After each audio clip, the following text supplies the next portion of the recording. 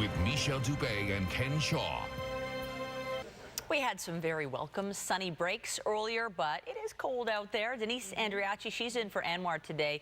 And Denise, I have to tell our viewers, she was skipping out the door this morning. She was so excited about her live location, Allan Gardens, because it's warm, it's dry, and it is beautiful, Denise. It is stunning. I've never been here, Michelle. And you know what? On top of all of that, it's accessible to all residents here in the city of Toronto. It's free. It is one of the most historical and tourist attractions here, biggest tourist attractions that we have in our city. We are currently in the Palm House, one of the oldest buildings here at Allan Gardens, built back in 1910. This is a sight to behold, and it's making me feel a little like I'm in the tropics. We've got these palm trees and these banana trees. The land itself, the parcel of land, was donated back in the 1800s to the Toronto Horticultural Society, and of course by local politician George Allen, hence Allan Gardens. And as I mentioned, free to all, open 365 days a year. And this is just a little gem in the heart of the city, especially in the middle of winter. Hello, February. It is February 1st, and it feels like February finally here in the city of Toronto after a milder start to 2017.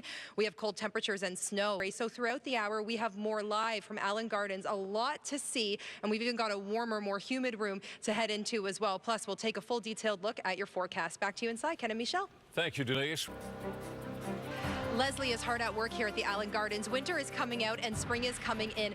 We are in the cool temperate house, so this houses some of the plants that need cooler temperatures but are frost-free. Daffodils, tulips, you know, just the sights that we'll be seeing in about, let's say, a month and a half or 2 months. I guess Wyerton Willie tomorrow will let us know, Leslie. Groundhog Day is tomorrow. We are live from Allan Gardens. We are in the thick of winter, but we are going to take you somewhere tropical after the break. Plus, take a detailed look at your forecast.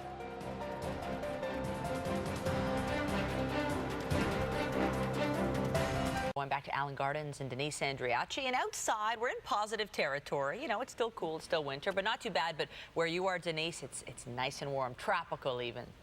It is. In fact, it's humid in here. We are in the tropical house. I almost feel like asking my producer to grab me a margarita, Sarah, maybe in a few minutes, because it feels like I'm down south. So if you don't get a chance to head south this winter, this is a great place to bring the kids after school to walk around and just kind of breathe in all this beautiful fresh plant air.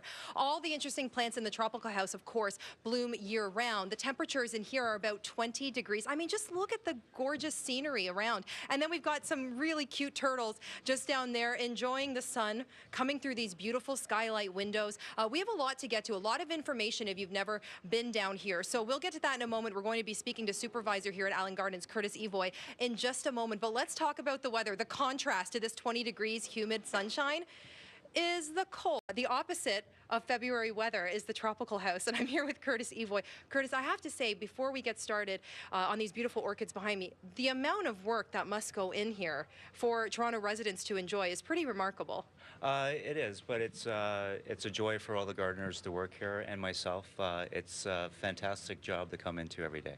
A really foreign plant for us here, of course, in southern Ontario is something like orchids. I know myself, I haven't been all that successful in keeping them alive for very long. What makes them so special? So the orchids are a huge family, over 25,000 species, and you know, a lot of them need special care. A lot need to be dormant for the winter, the dry right out. So each plant needs specific care. So you really have to know what orchid you're buying and then research that specific orchid. And they are going to be the highlight of something coming up. Can you let our viewers know about that? Yes, our orchids are traveling to the Toronto Botanical Gardens to the Orchid Show February 11th and 12th. And then that display will be coming back to Allan Gardens for another month so people can enjoy the orchids here. It's orchid season here. Orchid season here at Allan Gardens. So there's a lot of history here. We were just in the Palm House, built back in the early 1900s. What do you want residents to know, other than the fact that open 365 days a year until 5 p.m. every day, and it's free admission? What do you want folks to know about just Allan Gardens in general and what it means for our city? It's a huge gift to the city of Toronto, and to get rid of the winter doldrums, come down to Allan Gardens. February and March are great months to visit Allan Gardens. It's so gray outside. You come in here and get lots of color and lots of clean oxygen to breathe. Well, I can vouch for that, and I see a lot of smiling faces too with some of the kids that are visiting today. Okay. That's it for us here for now, but we've got more on your weather forecast, and we also have more from Allan Gardens coming up throughout the end of the show.